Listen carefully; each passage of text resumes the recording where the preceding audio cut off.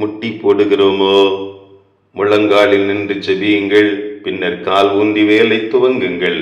Hinckley என்ற மனிதன் கூறுகிறார், ஜெபமானது சாத்தியமில்லாததை சாத்தியப்படுத்துகிறது. கடவுளுக்கு நமக்கும் நல்லதொரு பாலமாய் பிணைப்பையும் இணைப்பையும் ஏற்படுத்தி தருகிறது. இயேசு இந்த உலகத்திலே வாழ்ந்த பொழுது தன் வாழ்வை ஜெபத்திலே ஆரம்பித்து அவர் ஜெபத்திலே முடிக்கிறதை வேதம் கற்றுக் கொடுக்கிறது. லூக்கா 3:21 எழுதப்பட்டிருக்கிறது, இயேசு ஞான ஸ்நானம் பெற்று ஜெபம் பண்ணுகையில் வானம் திறக்கப்பட்டது, இவர் என்னுடைய நேசகுமாரன் என்று சொல்லி சத்தம் வெளியே வருகிறது. என் அன்பு உள்ளங்களே, இன்றைக்கு நமக்கும் வானம் திறக்கப்பட வேண்டும் என்று சொன்னால், ஆசீர்வாதத்தின் வாசல் திறக்கப்பட வேண்டும் என்று சொன்னால், இயேசுவை போல முழங்காலை முடக்குவோமா? லூக்கா 23:34 சொல்லுகிறது, இயேசுவை சிலுவையிலே அறைந்து விட்டார்கள்.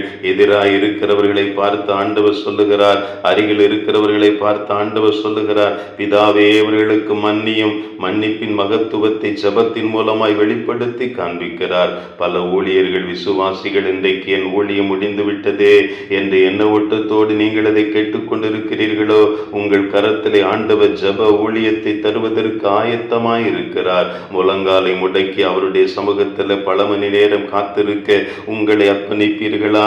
தானியேலின் புத்தகம் 6ஆம் அதிகாரம் 10ஆம் வசனம் சொல்லுகிறது, தானியேலோ வென்றால் அந்த பத்திரத்துக்கு கையெழுத்து வைக்கப்பட்டது என்று அறிந்த போதிலும் தன் வீட்டுக்குள்ளே போய் தன் மேலறையிலே எருசலேமுக்கு நேராய் பலகணிகள் திறந்திருக்க அங்கே தான் முன் செய்து வந்தபடியே தினம் 3 வேளையும் தன் தேவனுக்கு முன்பாக முழங்கால் படியிட்டு ஜெபிக்கிறதை வேதம் சொல்லுகிறது.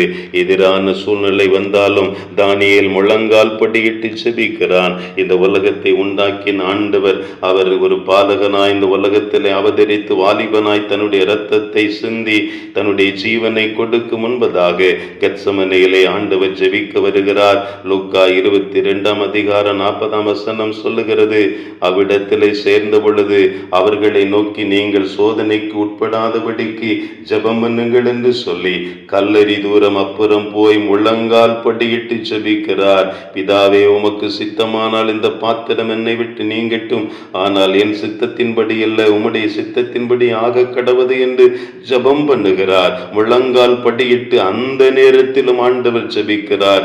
ஜெபிக்கிறது நிமித்தம் என்ன நடைபெறுகிறது? வானத்திலிருந்து ஒரு தூதன் தோன்றி அவரை பலப்படுத்துகிறான்.